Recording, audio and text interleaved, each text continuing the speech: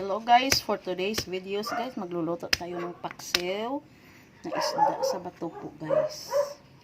So, ready na tayo ng mga lamas para sa ating paksiw na isda sa bato. So ngayon, hiwa na tayo ng sibuyas. Yan. Kamatis. Yan.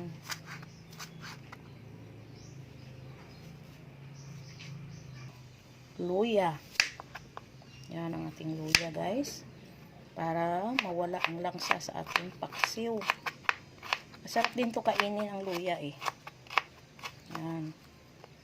Meron tayong siling haba. Yan. Meron tayong sibuyas dahon. Padagdag pampabango sa ating paksiw. Masarap magdaming lamas.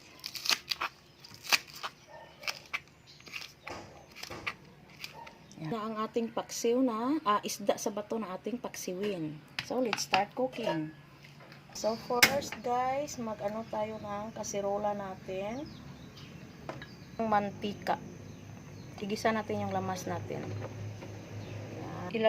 Hintayin natin na mainit ang ating mantika bago natin ilagay ang ating mga lamas. First, ahos. Yan. Igisa natin guys para mawala yung lansa sa ating isda.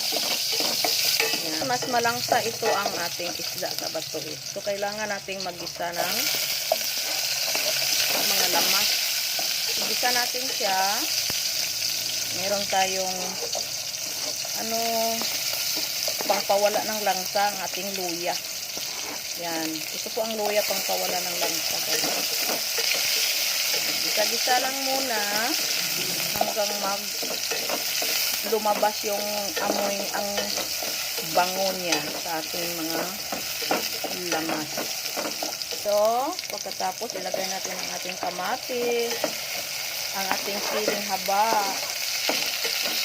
Kunti lang ang sili natin guys, hindi nakabili ng isa na lang pala ang natira dito. Sinukan pagbili ng masarap kasi ito pag maraming sili eh. Mas mabango. Tapos, iano na natin ang ating isda. Lagay natin yung mga isda natin. Yan. Yan, ipaano natin yung isda natin. Saan ba yung yan, para yung mawala yung langsa. Yan. Ano natin yung mga lamas para yung iba dito. Yan. Iano na natin lahat. Ihalo na natin lahat. Ayan, maglagay na tayo ng asin. Magic sarap.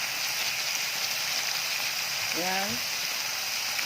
Ang napaka natin ito po. Ano po ito? Suka.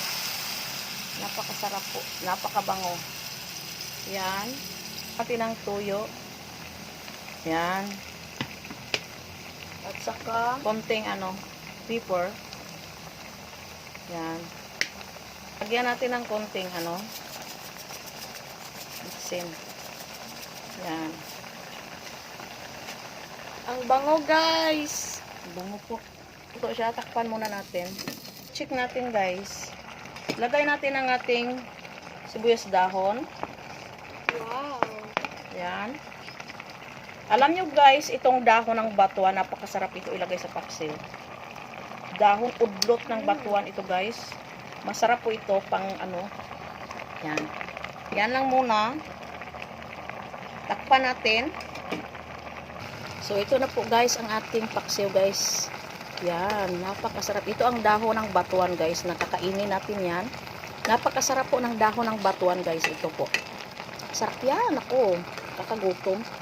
Kakagutom ang isda natin na paksiw na batuan. Kung nagustuhan nyo ang video na ito guys, pakishare naman po. Ang dahon po ng batuan guys ay po guys, maasim. Kaya masarap ilagay sa paksiw. Yan, ito na po ang ating paksiw na isda sa bato. Yan po ang ating batuan, dahon ng batuan guys. Napakasarap po guys. nawalan po yung, ang maasim-asim po kasi guys ang dahon ng batuan, kaya masarap po. Yan, thank you for watching guys. Bye-bye.